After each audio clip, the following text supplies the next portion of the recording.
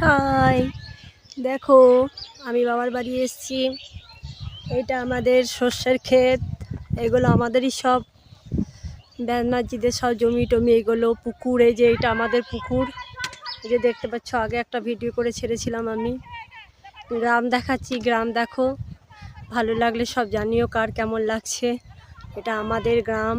রোদ প্রচণ্ড, মেঘলাও করছে ওয়েদার, ওই জন্য মাথায় ঢাকা নিয়ে আছি। দেখো চারিদিকে হলুদের সমারোহ, হলুদে হলুদে চারিদিকে ছয়লাভ, কত সুন্দর লাগছে না? কিন্তু ঘেরা আছে মশারি নেট দিয়ে, কারণ যাতে ছাগল টাগল গরু বাছুর যেন এগুলো না নষ্ট করে দেয় কোনো জীবজন্তুতে। দেখো কত সুন্দর হলুদ। আর যেটা দেখছো পুকুরটা, পুকুরের কাছে নয়, পুকুর থেকে আমি অনেকটাই দূরে আছি। ওটা আমাদেরই পুকুর, ব্যানার্জিদের অনেকেরই অংশ আছে, আমার বাবারও ওইটা অংশ আছে। বিশাল বড় এটা একটা পুকুর, দেখতে পাচ্ছ, আশা করি সব দেখতে পাবে। হ্যাঁ, তা আমি এই চান করার আগে মাঠে এসেছি।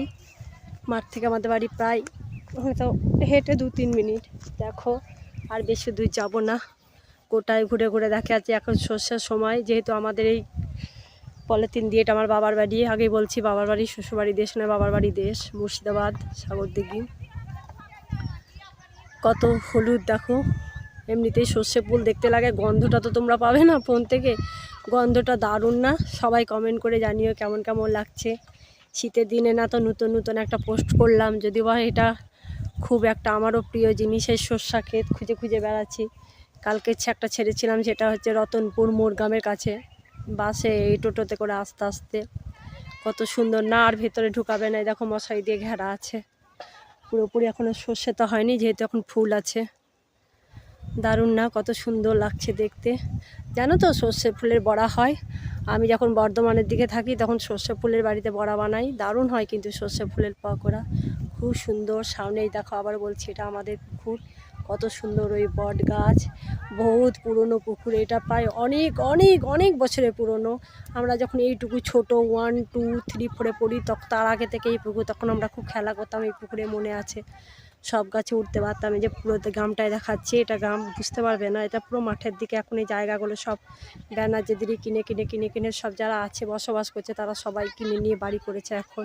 এগুলো আগে পুরোটাই মাঠ ছিল, আমের বাগান ছিল, এখন আমের বাগানগুলোও কেটে গিয়েছে, কারণ জায়গাগুলো অলরেডি সব কিনে নিয়ে বাড়িঘর তৈরি করে নিয়েছে।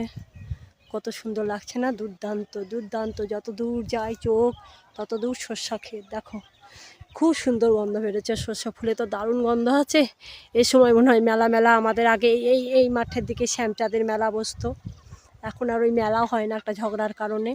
খুব খুব এনজয় লাগছে, আমার খুব আনন্দ লাগছে। আমি কালকে বাড়ি এসেছি, দুপুরবেলায় বাড়ি পৌঁছেছি, কালকে সন্ধ্যাবেলায় বেরোতে পারিনি। আজ আমি সকাল থেকে মাঠে ঘাটে আরম্ভ করে দিয়েছি ঘোরা, কারণ সবই তো আমাদের নিজেদের কাজে। আমার এগুলো খুব আনন্দ লাগে, ভালো লাগে, এক্সাইটিং লাগে।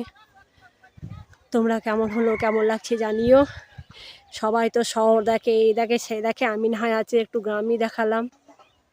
কেমন লাগছে সব বলো। এই যে পুকুরটা আবার দেখে নাও, আমাদের পুকুর। ভালো লাগলে অবশ্যই শেয়ার করো, কমেন্ট করো, লাইক দিও, সাবস্ক্রাইব করো।